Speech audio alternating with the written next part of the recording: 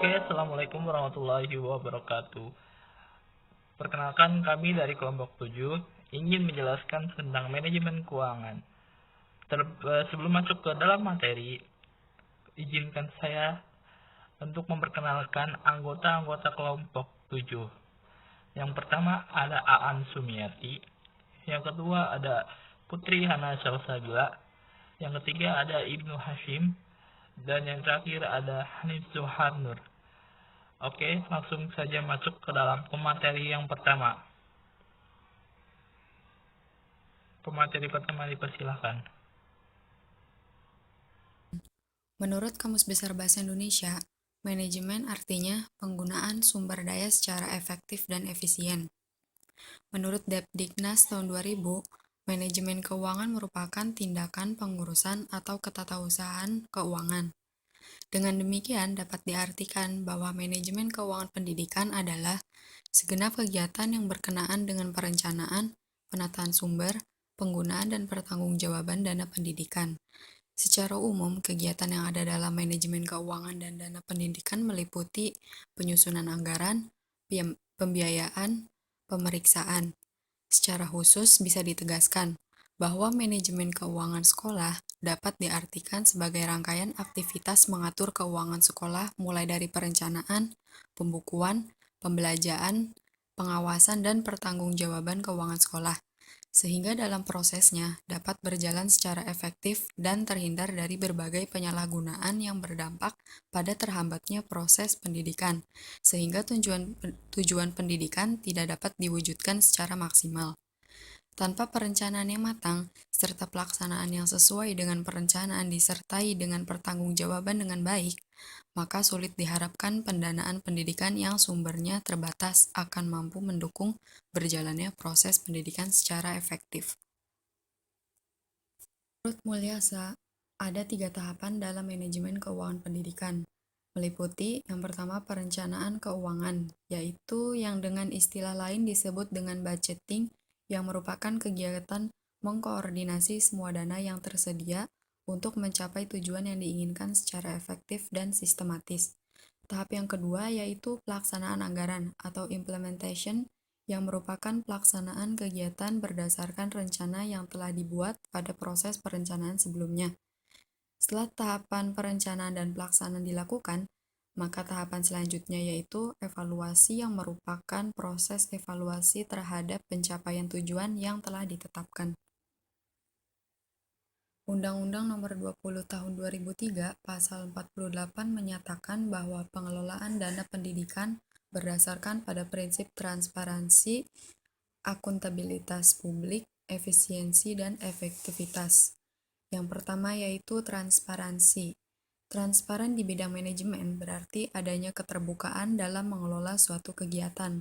Di lembaga pendidikan, bidang manajemen keuangan yang transparan berarti adanya keterbukaan dalam manajemen keuangan lembaga pendidikan, yaitu keterbukaan sumber keuangan dan jumlahnya, rincian penggunaan, dan pertanggungjawabannya harus jelas sehingga bisa memudahkan pihak-pihak yang berkepentingan untuk mengetahuinya. Transparansi keuangan sangat diperlukan dalam rangka meningkatkan dukungan orang tua, masyarakat, dan pemerintah dalam penyelenggaraan seluruh program pendidikan di sekolah. Di samping itu, transparansi dapat menciptakan kepercayaan timbal balik antara pemerintah, masyarakat, orang tua siswa, dan warga sekolah melalui penyediaan informasi dan menjamin kemudahan di dalam memperoleh informasi yang akurat dan memadai. Beberapa informasi keuangan yang bebas diketahui oleh semua warga sekolah dan orang tua siswa, misalnya Rencana Anggaran Pendapatan dan Belanja Sekolah atau RAPBS, bisa ditimpal di papan pengumuman di ruang guru atau di depan ruang tata usaha, sehingga bagi siapa saja yang membutuhkan informasi itu dapat dengan mudah mendapatkannya. Orang tua siswa bisa mengetahui berapa jumlah uang yang diterima sekolah dari orang tua siswa dan digunakan untuk apa saja uang itu. Perolehan informasi ini menambah kepercayaan orang tua siswa terhadap sekolah. Yang kedua, akuntabilitas. Akuntabilitas di dalam manajemen keuangan berarti penggunaan uang sekolah dapat dipertanggungjawabkan sesuai dengan perencanaan yang telah ditetapkan. Berdasarkan perencanaan yang telah ditetapkan dan peraturan yang berlaku, maka pihak sekolah membelanjakan uang secara bertanggung jawab. Pertanggungjawaban dapat dilakukan kepada orang tua, masyarakat, dan pemerintah. Ada 3 pilar utama yang menjadi prasyarat terbangunnya akuntabilitas. Yang pertama, adanya transparansi pada penyelenggara sekolah dengan menerima masukan dan mengikutsertakan berbagai komponen dalam mengelola sekolah. Yang kedua, adanya standar kinerja di setiap institusi yang dapat diukur dalam melaksanakan tugas, fungsi, dan wewenangnya. Yang ketiga, adanya partisipasi untuk saling menciptakan suasana kondusif dalam menciptakan pelayanan masyarakat dengan prosedur yang mudah, biaya murah, dan pelayanan yang cepat. Yang ketiga, yaitu efektivitas. Efektivitas lebih menekankan pada qualitative outcomes. Manajemen keuangan dikatakan memenuhi prinsip efektivitas kalau kegiatan yang dilakukan dapat mengatur keuangan untuk membiayai aktivitas dalam rangka mencapai tujuan lembaga yang bersangkutan dan qualitative outcomes-nya sesuai dengan rencana yang telah ditetapkan. Prinsip keempat, efisiensi. Efisiensi adalah perbandingan yang terbaik antara masukan atau input dan keluaran atau output atau antara daya dan hasil. Daya yang dimaksud meliputi tenaga, pikiran, waktu, dan biaya. Perbandingan tersebut dapat dilihat dari 2 hal. Yang pertama dilihat dari segi penggunaan waktu, tenaga, dan biaya. Kegiatan dapat dikatakan efisien kalau penggunaan waktu, tenaga, dan biaya yang sekecil-kecilnya dapat mencapai hasil yang ditetapkan. Yang kedua dilihat dari segi hasil. Kegiatan dapat dikatakan efisien kalau dengan penggunaan waktu, tenaga, dan biaya tertentu memberikan hasil sebanyak-banyaknya, baik kuantitas maupun kualitasnya. Tingkat efisiensi dan efektivitas yang tinggi memungkinkan terselenggaranya pelayanan terhadap masyarakat secara memuaskan dengan menggunakan sumber daya yang tersedia secara optimal dan bertanggung jawab. RAPBS atau Rencana Anggaran Pendapatan dan Belanja Sekolah adalah anggaran terpadu antara penerimaan dan penggunaan dana serta pengelolaannya dalam memenuhi seluruh kebutuhan sekolah selama 1 tahun pelajaran berjalan. RAPBS harus berdasarkan pada rencana pengembangan sekolah dan merupakan bagian dari rencana operasional tahunan. RAPBS meliputi penganggaran untuk kegiatan pengajaran, materi kelas, pengembangan profesi guru, renovasi bangunan sekolah, pemeliharaan, buku, meja, dan kursi. Penyusunan RAPBS tersebut harus melibatkan kepala sekolah, guru, komite sekolah, staf TU, dan komunitas sekolah. RAPBS perlu disusun pada setiap tahun ajaran sekolah dengan memastikan bahwa alokasi anggaran bisa memenuhi kebutuhan sekolah secara optimal. Acuan sebagai dasar hukum RAPBS itu adalah yang pertama, instruksi bersama Menteri Pendidikan dan Kebudayaan dengan Menteri Dalam Negeri nomor 29 tahun 1974/01 tentang pembentukan Badan Pembantu Penyelenggara. Yang kedua, Keputusan Menteri Pendidikan dan Kebudayaan nomor 293/102 F/0/1986 tentang petunjuk pelaksanaan dan penggunaan sumbangan BP3. Yang ketiga, Surat Edaran Kepala Kantor Wilayah Departemen Pendidikan dan Kebudayaan Provinsi Jawa Barat. Yang keempat, Surat Keputusan Kepala Kantor Wilayah Departemen Pendidikan dan Kebudayaan Provinsi Jawa Barat nomor 835/102 B/1994 tanggal 28 Oktober 1994. Selanjutnya, prinsip penyusunan RAPBS. Antara lain yang pertama, RAPBS harus benar-benar difokuskan pada peningkatan pembelajaran murid secara jujur, bertanggung jawab, dan transparan. Yang kedua, RAPBS harus ditulis dalam bahasa yang sederhana dan jelas, dan dipajang di tempat terbuka di sekolah. Yang ketiga, dalam menyusun RAPBS, sekolah sebaiknya secara seksama memprioritaskan pembelanjaan dana sejalan dengan rencana pengembangan sekolah. Yang pertama, menggunakan tujuan jangka menengah dan tujuan jangka pendek yang ditetapkan dalam rencana pengembangan sekolah. Yang kedua, menghimpun, merangkum, dan mengelompokkan isu-isu dan masalah utama ke dalam berbagai bidang yang luas cakupannya. Yang ketiga, menyelesaikan analisis kebutuhan. Yang keempat, memprioritaskan kebutuhan. Yang kelima, mengonsultasikan rencana aksi yang ditunjukkan atau dipaparkan dalam rencana pengembangan sekolah. Yang keenam, mengidentifikasi dan memperhitungkan seluruh sumber pemasukan.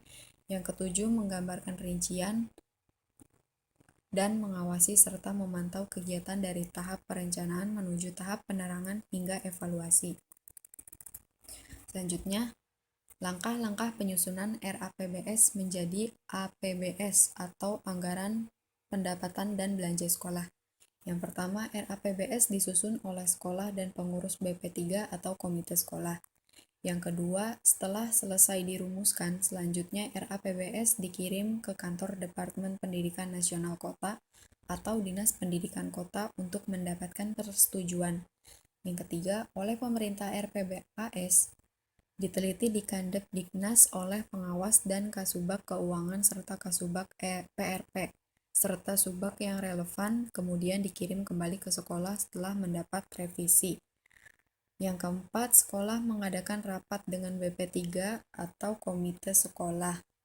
Yang kelima, RAPBS disetujui oleh sekolah setelah mendapat kesepakatan dalam rapat anggota BP3 atau komite sekolah.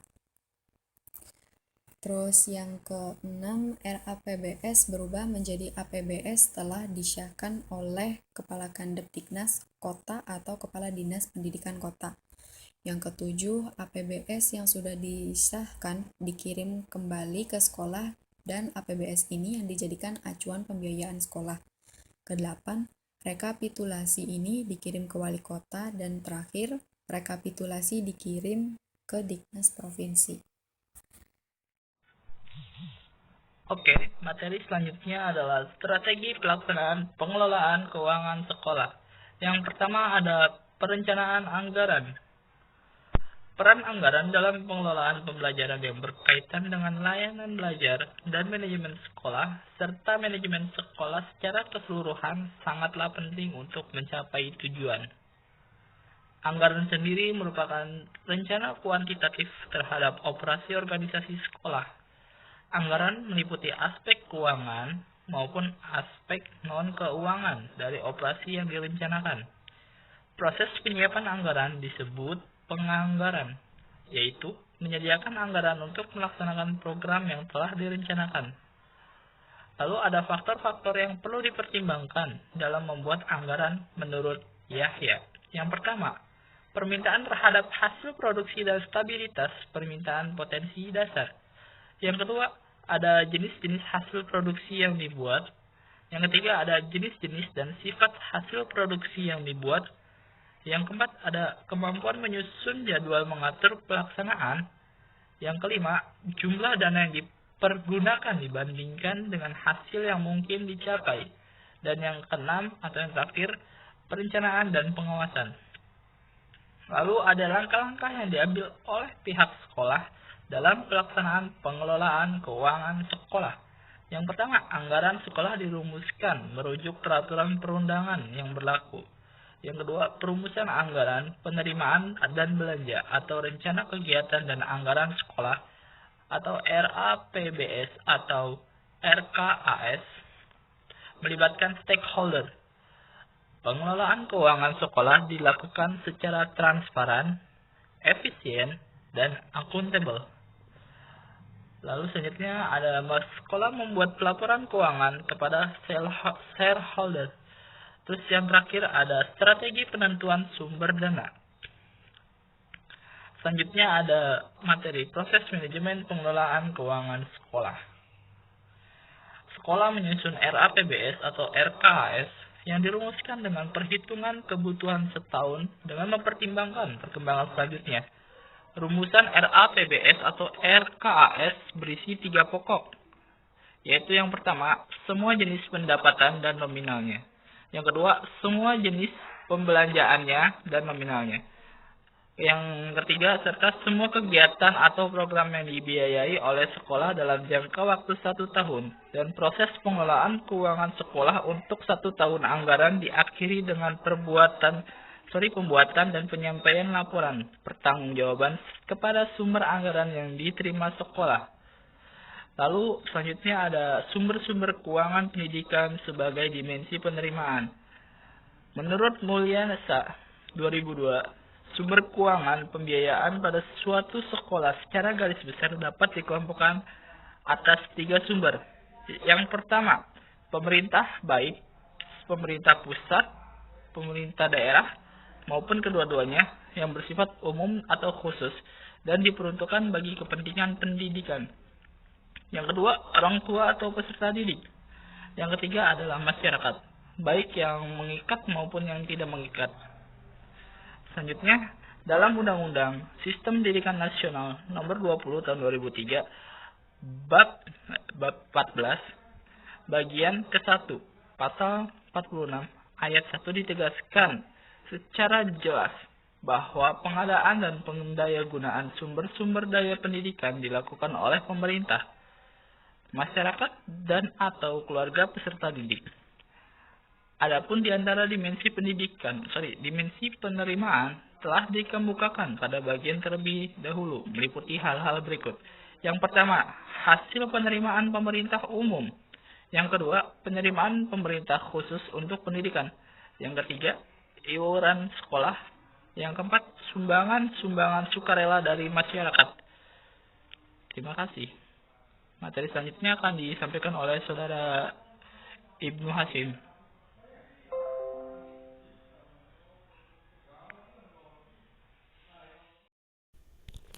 Materi selanjutnya adalah penggunaan keuangan sekolah.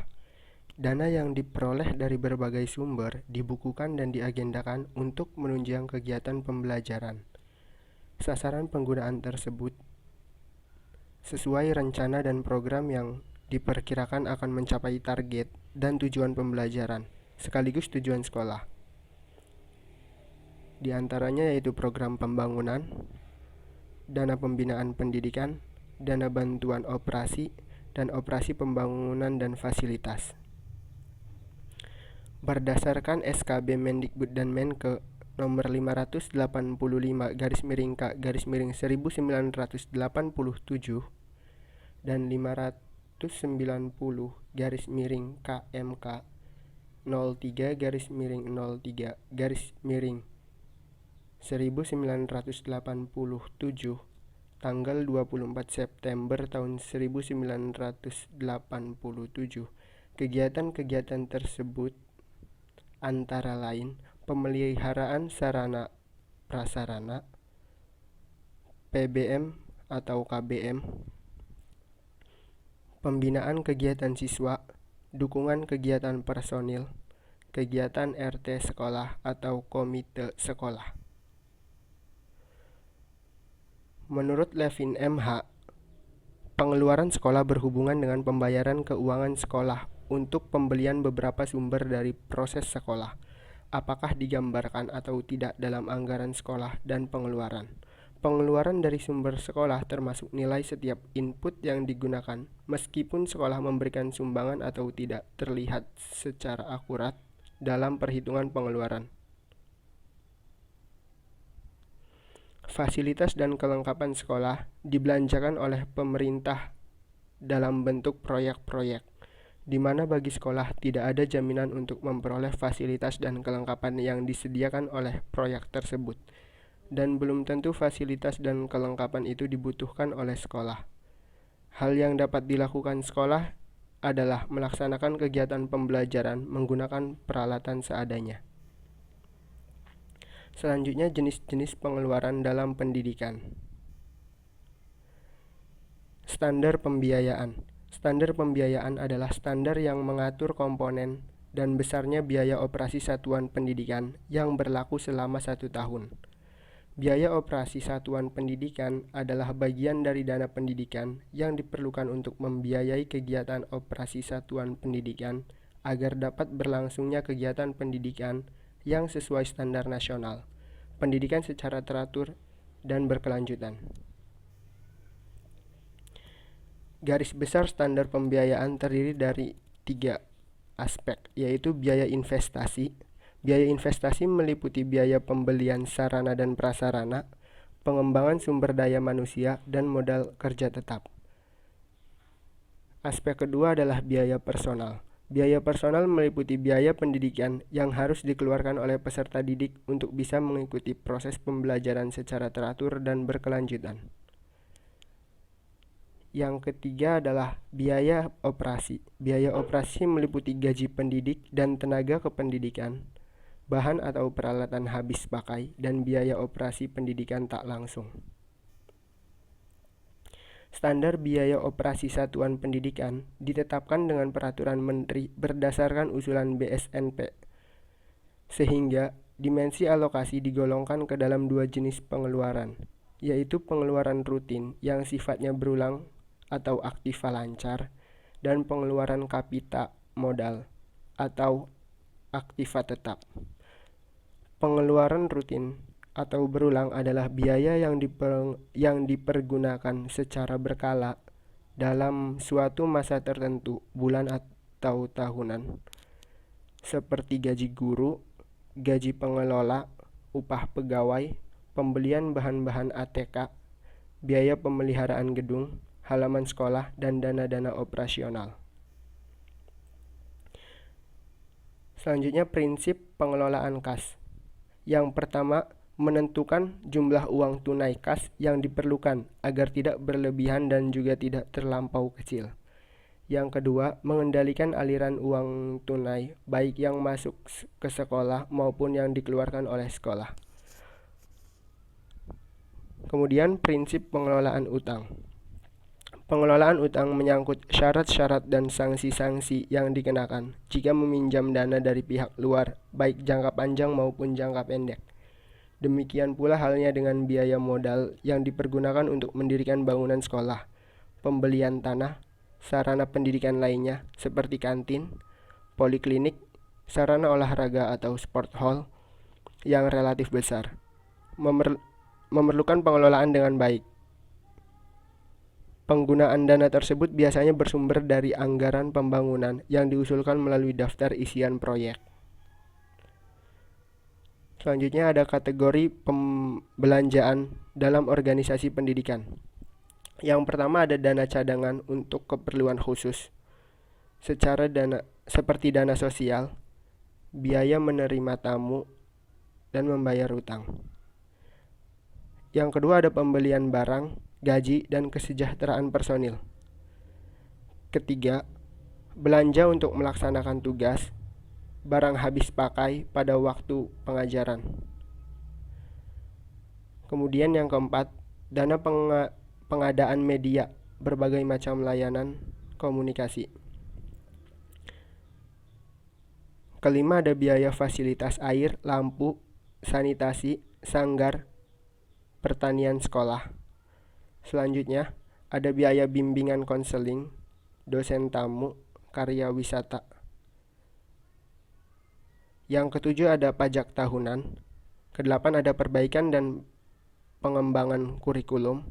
Dan yang terakhir ada dana proyek, kontrak dengan orang asing atau luar, termasuk pembelian alat-alat dan konstruksinya.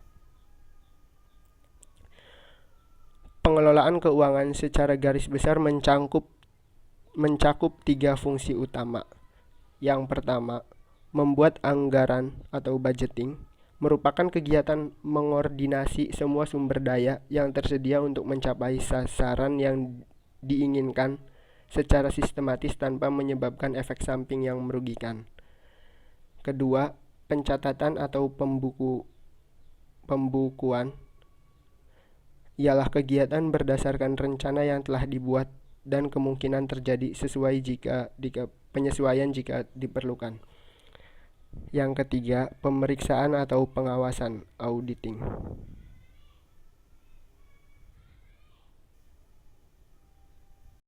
Materi selanjutnya yaitu tentang evaluasi keuangan sekolah. Yang pertama yaitu pola umum evaluasi.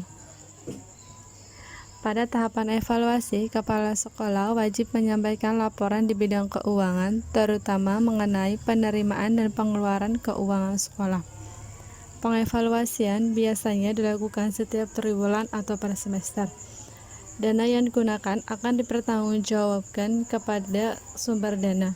Jika dana tersebut diperoleh dari orang tua siswa, maka dana tersebut akan dipertanggungjawabkan oleh kepala sekolah kepada orang tua siswa. Begitu pula, jika dana tersebut bersumber dari pemerintah, maka akan dipertanggungjawabkan kepada pemerintah. Yang kedua, yaitu pola pengawasan keuangan sekolah. Pengawasan keuangan di sekolah dilakukan oleh kepala sekolah dan instansi vertikal di atasnya, serta aparat pemeriksa keuangan pemerintah. Tujuan pengawasan keuangan ialah untuk menjaga dan mendorong agar 1. Pelaksanaan anggaran dapat berjalan sesuai dengan rencana yang telah digariskan. Yang kedua, pelaksanaan anggaran sesuai dengan peraturan, instruksi, serta asas-asas yang telah ditentukan. Yang ketiga, kesulitan dan kelemahan bekerja dapat dicegah dan ditanggulangi atau setidak-tidaknya dapat dikurangi. Yang ketiga yaitu pola pelaporan keuangan sekolah. Pelaporan dan pertanggungjawaban keuangan sekolah. Penerimaan dan pengeluaran keuangan sekolah harus dilaporkan dan dipertanggungjawabkan secara rutin sesuai peraturan yang telah berlaku. Pelaporan dan pertanggungjawaban anggaran yang berasal dari orang tua siswa dan masyarakat dilakukan secara rinci dan transparan sesuai dengan sumber dayanya. Yang berasal dari usaha mandiri sekolah dilakukan secara rinci dan transparan kepada dewan guru dan staf sekolah. Baik, tadi sudah dijelaskan pemaparan dari materi kelompok 7 tentang manajemen keuangan. Oke, kurang lebihnya mohon maaf. Saya tutup. Wabillahi taufik wal hidayah. Wassalamualaikum warahmatullahi wabarakatuh.